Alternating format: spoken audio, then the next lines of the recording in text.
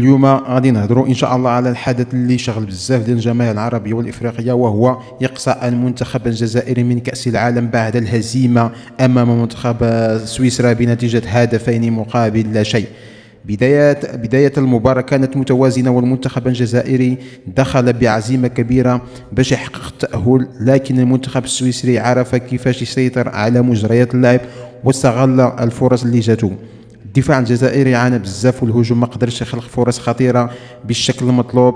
وانتهت المباراة بخسارة قاسية وإقصاء رسمي من البطولة. بعد صافرة النهاية خيم الحزن على وجوه اللاعبين والجماهير الجزائرية، وانتشرت ردود فعل كثيرة على مواقع التواصل الاجتماعي.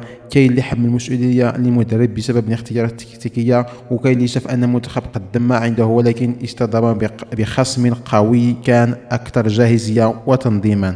رغم الإقصاء خصنا نعترف بأن كرة القدم فيها الربح والخسارة، وكل منتخب كيمر من فترات صعيبة. المنتخب الجزائري عنده موهبة كبيرة، وهذه التجربة ممكن تكون درس باش يرجع بأقوى في الاستحقاقات المقبلة.